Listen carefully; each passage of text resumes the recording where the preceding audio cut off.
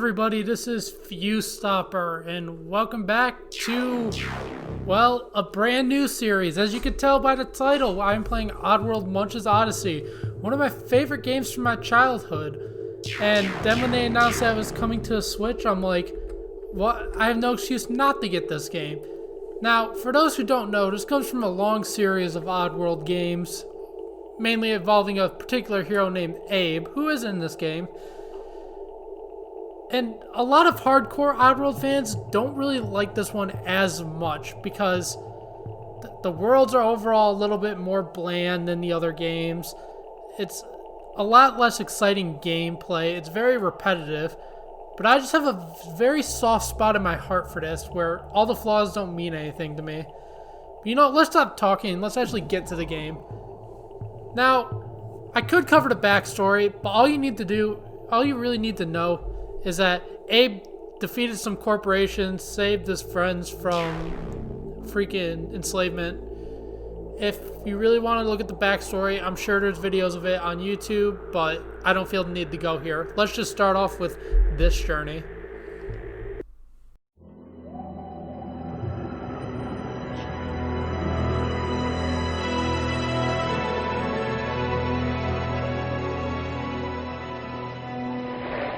One time, there were lots of us.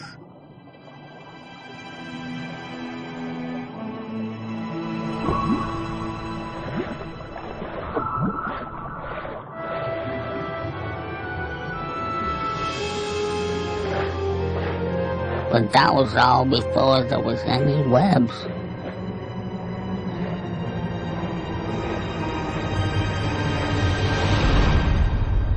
Now, I can't find anybody.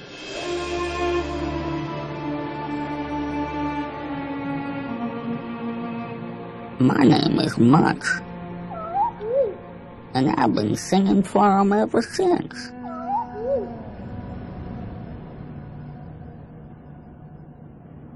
But nobody sings back. Until last night.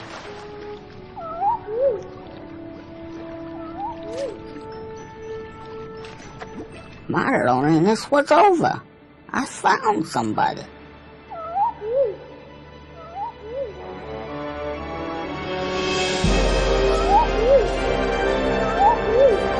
Then it happened.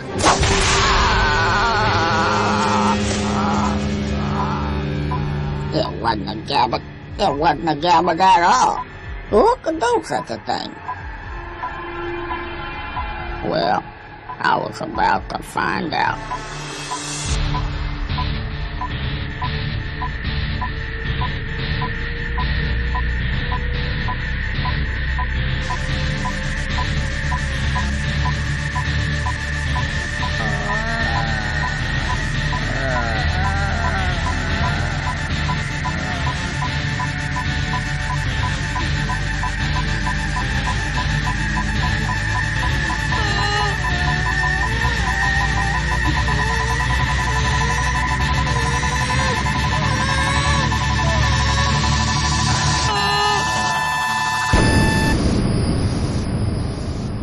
Then what happened?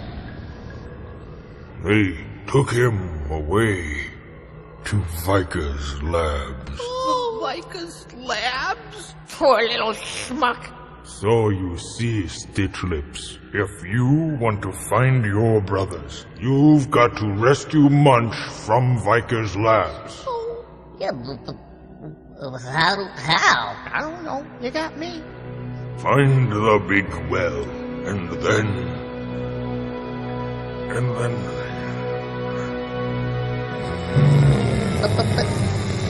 Yeah, great.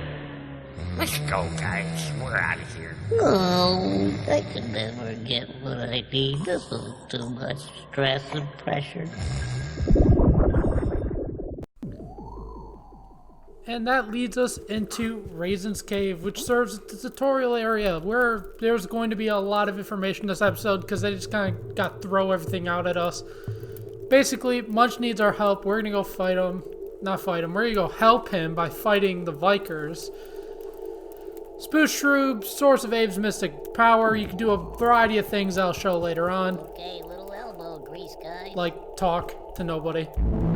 The almighty Raisin speaks. If Abe ever finds Munch, he needs to help find his Mudakan friends and bring them to the big well. And the stones just tell you story stuff. Hey, Abe, the almighty Raisin has sent me to help you. So listen up. If you're ever to find that one-legged Munch, you've got to learn how to get around, starting with this cave right here, right now. See ya. Shaman Circle, you'll hear a shaman message. It's honestly just more tutorial stuff. Generally, that's more exposition, like when they're not going to do super long cutscenes for something, the shaman will pop up and give brief exposition on the level, what you need to do. It's not too complicated. It's really just there as more forms of tutorials throughout the game. But the shaman won't really be doing a whole lot of the teaching. Hold Y to run, yada yada yada. Use right stick to stick around. But like I said, this level is just a glorified tutorial. But as long as you're careful, you don't run when you shouldn't. You gotta get all these boost troops to actually get out of the place. And not fall like an idiot. Good job, Fuse Stopper. Good job. You're the best at this game. Now, I'll go more into... Well, okay. When you run out of Spoosh Shrooms, not a good time to talk about other things. You could re-chant them to kind of like unlimited Shrooms. And you got a Spoosh Lock. You have to unlock these doors with the Spoosh Shrooms you get throughout the level. All it's showing you there is that you can regrow them, so basically if you're really patient, you can just grind on one spot. But you really don't need to. Most levels provide you enough. It's more if you die repeatedly, and you just need more and more. But because we're not going to only do that level for today, we're going to also cover the Spoosh Shroob Forest, or Woods, I can't remember the title. It was just there too. Now this is the first real level. It's still a lot of tutorials, but it's real enough. Now, for this level, I am probably going to skip a lot of these stones, because a lot of them are just going to teach you what to do, and, you know, I'm here. I can do that. So first things first, Just sit tight. you can push the wrong button. You could command, similar to games, yes, Pikmin's the best comparison I'll make now. You could command a group of people. Go beat 'em up. Nothing to do, Abe. Okay, little However- elbow grease, guys. Whatever. I'll admit one thing, I'm used to the PC controls for this game, and in the PC controls, all the commands are linked to different buttons. Hey, you managed to get out of the cave. Wow, so impressive. Okay, listen up. Find your lazy Mudakan friends and lead them to the entrance of the big well. Let the Spoosh Shrubs be your guide and heed the wisdom of the story stones. Now get your blue button gear. Yeah, like I said, it's all just like exposition of what you're doing in the level. It's never too difficult. No, but like I was saying, in the PC version, each of the commands for your Mudakan pals, they were all put onto a different number on the keyboard. So like 1, 2, 3, 4, yada yada yada.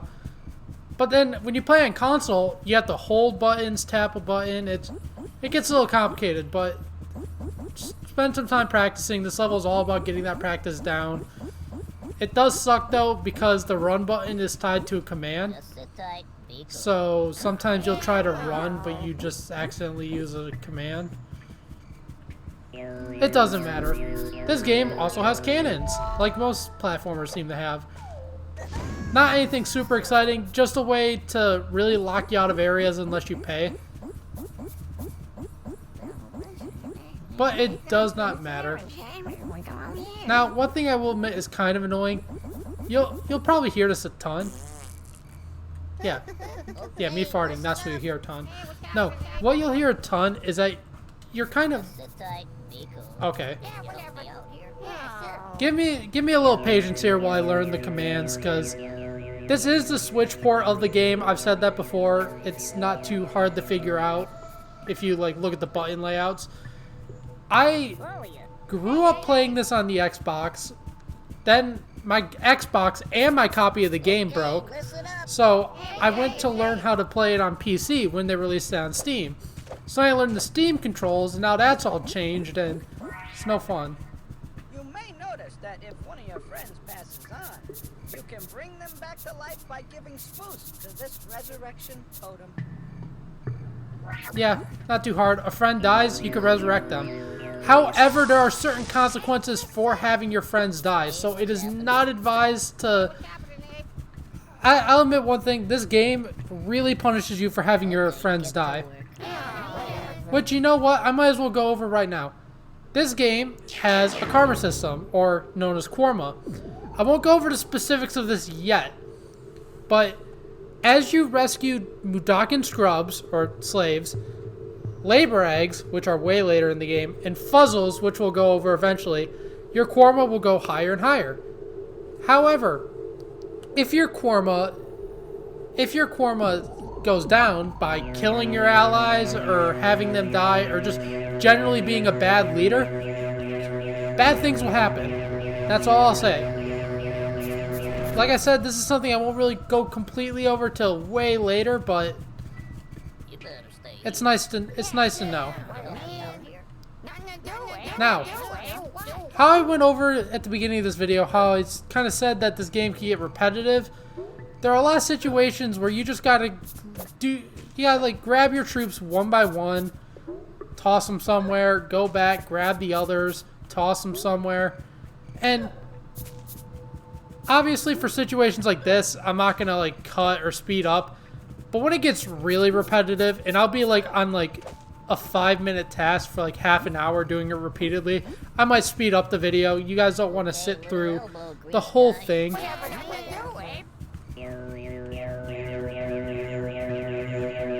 Which is one of the biggest complaints of this. There are a lot of levels where it's just a lot of repetition.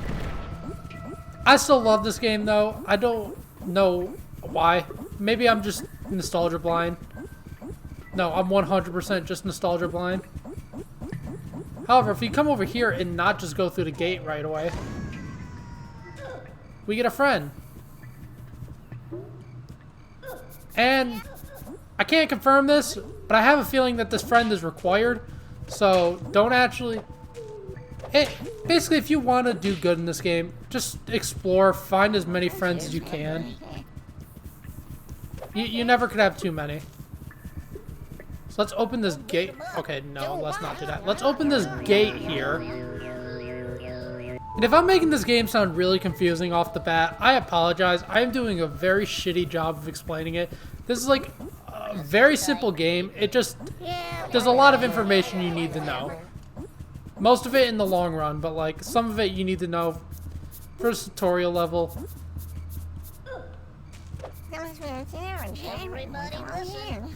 Yeah, long story short, don't fret if you're not getting this game immediately. If you just... the tutorial level is all here just to... oh my god, I am so bad at explaining things. I don't know what is wrong with me today. I just like lose my train of thought constantly. Long story short, you lead a group of rebels to go take down large corporations and save people. Right now we're going to save Munch. That's all there is to it. There's nothing that excessive. Heck, it really doesn't even have the best story, but doesn't need to. Why do I keep on like releasing my troops because I feel like the button to call them is the button to release them. Maybe I'm just delusional. No, not even maybe. I'm definitely delusional. However, let's bring our troops up here because we actually got nowhere else to go. Ignoring the stepping stones because we don't need to talk to the stones. But this paywall right here opens up 5 cannons. And you know what you can do with cannons. You can jump in them. Except this game doesn't really like Abe jumping into the cannons. Okay, get to work. Okay, wrong button again. Like I said, forgive me while I learned this.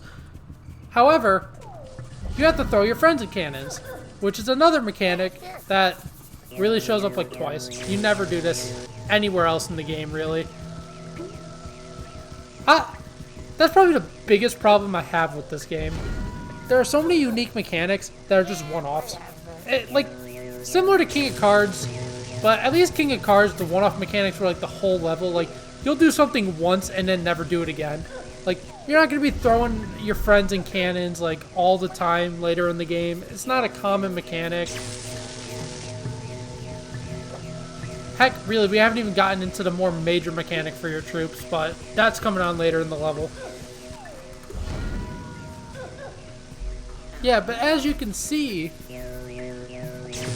throwing your friends here, activating electricity sparkly thingy-bobs, and there's probably a stepping stone that explains this, but I just always innately did this first. Also, apologize for the loud noises. This game has very bad volume control. I might try to adjust that before next episode. But by activating all those electricity things with the loud electric noises in the background, you get the door open, and all your friends down here will just spawn back, so you don't have to worry about losing them. Okay, listen up. Generally, if your friends are put into an area where they're not going to be able to return to you, they'll teleport to you somewhere. Almost there, Raven. Now be careful, because Slick security forces have occupied the lands around the big well. Rich mineral deposits, you know. Are you gonna let a murderous Slig and a pack of wild sloths stand between you and a big well? Are you not? Hell no, we aren't. We're going to take down these guys. So, this is the next big mechanic. So, not only could your friends do work for you, they could also beat the shit out of enemies for you. Why the hell would you fight when you can just have a group of freaking others fight for you? So go jump them. Uh-oh. They're not doing a good job. Now, Abe can also attack, but I don't typically do that because I end up actually attacking and killing my own enemies. Hey, Stitch Lips. Now, you gotta get through that slog run. Don't worry about your buddies. I'll help them catch up to you later.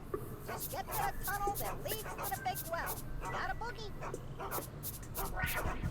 And that's basically the end of this level. One thing that's also new to this game is different power-up sodas or drinks. You pick them up, oh, it'll let you bounce faster. Oh, this one will make you run faster. Not too... Okay, wrong button again. Keep on tapping A. No. Uh-oh. Like this, they're self-explanatory. Like this one will make you go faster. Except it's not working that well. I don't know why. Like I'm running.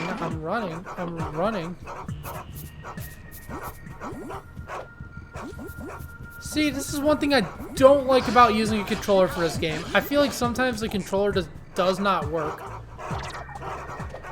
What I just pulled up there was my health. The amount of birds you have is the amount of health you have. Obviously, once your birds are gone, you're dead. You don't want the birds to be gone. I'm sure it has some higher meaning, but I never figured out what it was. It's just birds. But collecting enough spoofs, going through this gate, we will find the entrance to the big well. How? Well. Nice running, Abe. You made it. Now you'll find the big well on the other side of this tunnel. Which reminds me, I wonder how Munch is doing. I wonder how Munch is doing too. I wonder how Munch is doing as well. However, we are going to have to call this video for here because we're racking up on the time. I kind of overloaded a shit ton of information on you, and some big things are happening on the other side of this. So, thank you all for watching. Have a good one, and join me again next time for more Munch's Oddysee. See you all later.